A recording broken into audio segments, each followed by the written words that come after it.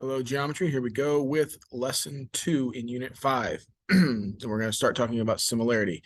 Last lesson, we talked about ratios and proportions. Now we're going to start using those.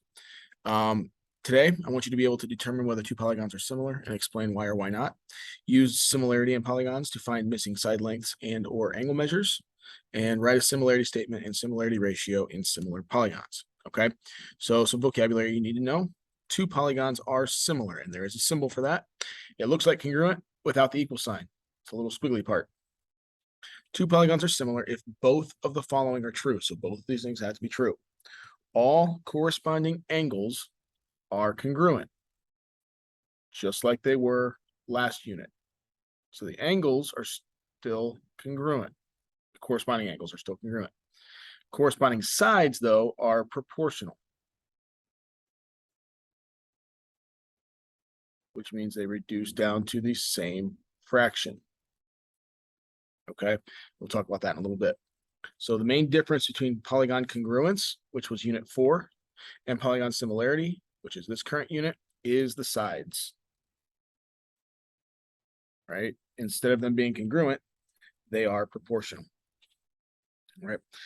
A similarity statement, what is it? A similarity statement is a statement of two polygons that are similar.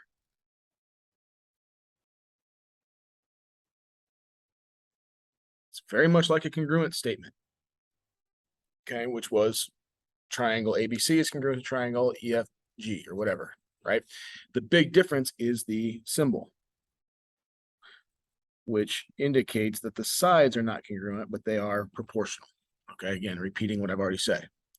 A similarity ratio is a ratio of the corresponding sides, not the corresponding angles, the corresponding sides. All right, so that's some vocabulary you need to see. Move down and do some examples. All right, so I'm telling you that the two are similar. I'm telling you ABCD is similar to EFGH. Just like with congruence, we can match up things here. So angle A and angle E match up, angle B and angle F, and so on. All right. So measure of angle E equals the measure of angle A. We don't know what it is, but they are equal. Okay. Measure of angle H matches up with the measure of angle D. Now, the second part here, the side part, is a little confusing. AB over BC equals EF over what? So we kind of have to look and kind of take a little more time to look at this. AB over BC. I shouldn't use those markings, actually. Back up. So AB, I'll just put an X there, over BC equals EF. So EF matches up with AB, right? If you look at the statement, AB and EF match up. They do. And so we want to look for something on this figure that matches up with BC. Well, what matches up with BC? FG. So the thing that goes on the bottom there is FG. Number 4, kind of have to start over here. Last lesson, we showed some properties of proportions. Okay, they come into play here. DC over HG. So DC over HG. So I'm using a side in both figures and equaling it to two sides. Again, two different sides. EH is on the second figure. So we want something from the first figure that matches up with EH. Well, if I look at the statement, EH matches up with AD. Okay, or DA, either way. If the measure of angle C, right, equals 127 degrees, what other angle is 127 degrees? Well, what matches up with C? Angle G. Right. Example 2. Okay, are the polygons similar? So that's the first question. We'll go ahead and clear all this to show that we're moving on to the next one. Are those polygons similar? So I got to do some work before I can actually say that. Okay, I have to check two things. I have to check first, are the angles congruent? That's usually easier, not always, but it's usually easier. All 4 are 90 degrees here in both figures. So yes, those are congruent. The second thing I need to check, and this one's a little harder, is are the sides proportional? I'm just going to put prop, stands for proportional. Okay, so we have to check that. So I'm going to go over here and I'm going to set up two ratios. Now, a lot of people are going to say 18 and 25, and then they'll say 15 and 30. If you reduce those do not match up. But the thing I want you to see is when you match these up, you got to match up the smaller side in one figure to the smaller side in the other figure. Okay, so you don't want to use these ratios here. The smaller side in the one on the left is 15. The smaller side on the one on the right is 25. If they're going to be similar, those have to match up, which means 18 and 30 would match up. So now what I'm going to do, reduce those. 15 divided by 5 is 3. 25 divided by 5 is 3. So it reduced down to 3/5. What's the other one reduced down to? Well, I can take 6 out of both. 18 divided by 6 is 3. 30 divided by 6 is 5. So because they reduce down to the same number, right, the sides are proportional, and I can say yes, they are similar because the angles were congruent and the sides were proportional. Now, some of you might be like, wait a second, you only checked 2 of the 4 sides. It's a rectangle, so we know that the opposite side is 30, and we know that the opposite side here is 18. We know that the opposite side is 25, just like we know the opposite side over here is 15. And those are all going to reduce down to 3/5 as well. Okay. If they are similar, which they are, write the similarity statement and similarity ratio of the first figure to the second. So the first one, I'll just start with K, L, M, J. Now, K could really match up with any angle because they're all 90 degrees. So I kind of have to look at KL. So KL is the longer side. What's the longer side on the other rectangle? ON. So I'll say ON, QP. Now, there are other ways of saying that because of the fact that this is a rectangle. You could say PQNO. You could say NOPQ. Those would all be okay. But you want to, the way I said it, KL is the longer side. It's got to match up with one of the longer sides on the other figure. The similarity ratio, we've already found it. It's that 3/5. That's a ratio of the corresponding sides. You always want to reduce this if you can. So always reduce this one. You want to reduce it to make sure that it's the same fraction. Okay. So the similarity ratio here is 3/5 or 3/5. All right. Move to the back. So we're going to answer all these questions that come from this diagram. The two polygons are similar. Write the similarity statement. Okay. So I'm just going to name the one on the left. I'll start with Q. Q, M, A, K is similar to, well, CP, SV. I named the shorter base first, right? QM. What's the shorter base over here? I could have gone PCVS. Actually, no, I couldn't have. Probably would have been a good idea to first find the missing angles. So let me do that first. Let me back up a little bit here. So I know 71 and 71. K and V have to match up, which they do. Okay. 118 is across from the 71, so I got to have 118 here. There's another thing I didn't point out. QM and AK are parallel. And SV and PC are parallel.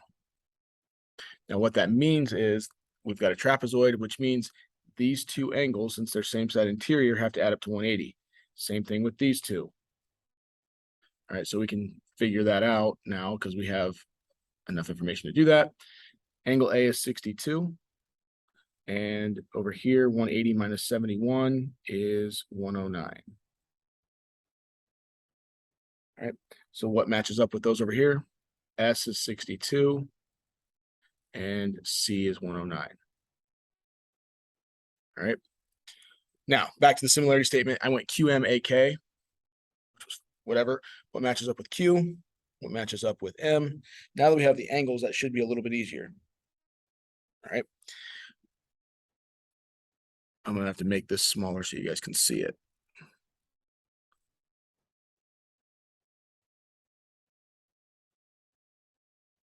Okay. What is the measure of each angle? I should see numbers here. So we just had those filled in. I'll put them back in real quick. 109 and what's this one? 62, 118. Okay. And I had Q, M, A, K, similar to C, P, S, B. So measure of angle Q is matching up with angle C. Well, angle Q is 109. Angle M, just found it was 118. Angle A, 62. Angle S matches angle A, which is also 62. And angle C was 109. Okay. Now that was all angles, right? Now we got to look at sides. What is the similarity ratio of the first figure to the second? Okay, so I've got, what I need to look for is numbers, corresponding sides that both have numbers. So what matches up, and I'll change colors here since we're doing sides now. What matches up with 6? Well, X does. I can't do anything with that because one's a variable, one's a number. I can't get a ratio from that I can do anything with.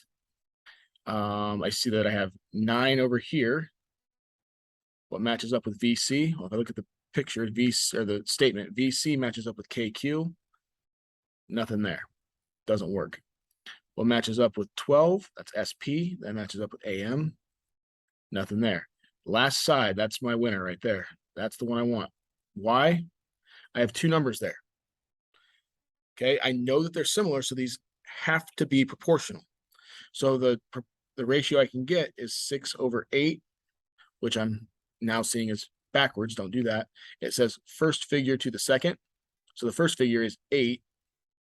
Second figure is 6. Reduce that. The similarity ratio is 4/3. Okay. Next part of the problem says, find the value of the variables. I should see proportions and work. So X and Y is what we're looking for. I'm going to do my work right here so you can see the picture and the work.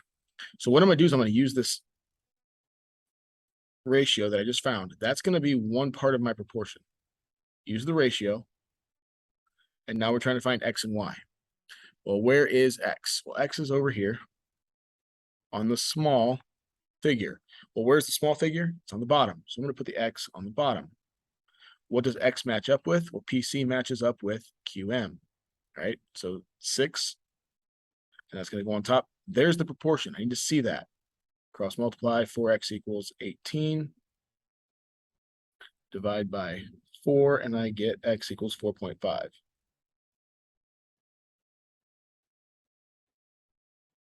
Do the same thing with y. Okay. Start with your ratio that you know, 4/3. We found that in step 3. Where's y? It's on the big one. So the big one goes on top. What does y match up with? Well, what does AM match up with? Again, go back to your statement. I know I've erased it a couple times here. QMAK is similar to CPSV.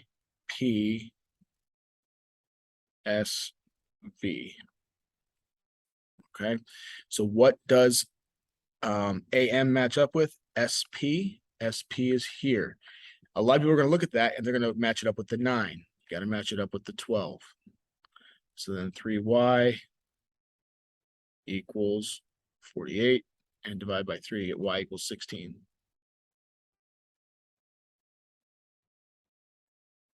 Okay, and if you take 16 and put it over 12, it would reduce down to 4/3.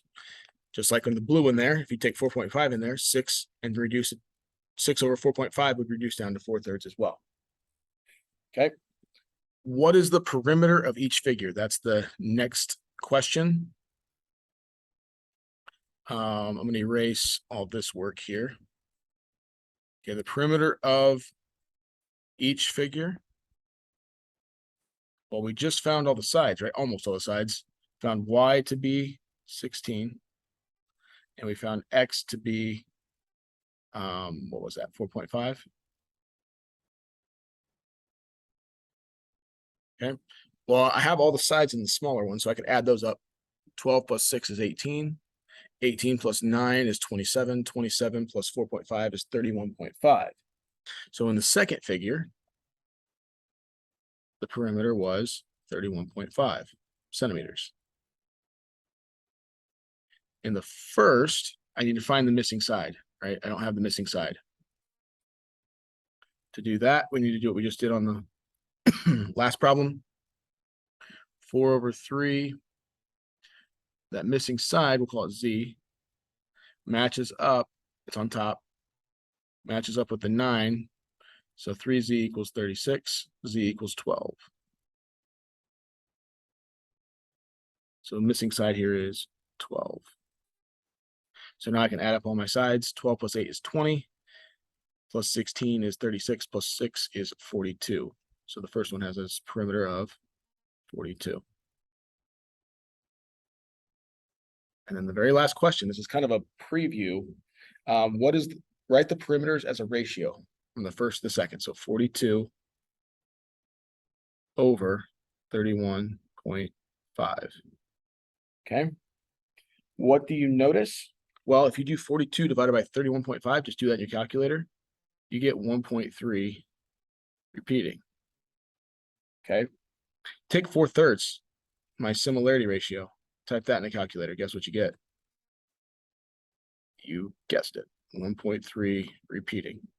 So the ratio of the perimeters matched the ratio of the sides. We are going to do a whole lesson on that towards the end of the unit, but just wanted to show it to you now. Okay, that's the end of this lesson. I know it was kind of long, but we will be using this a lot in the next few. So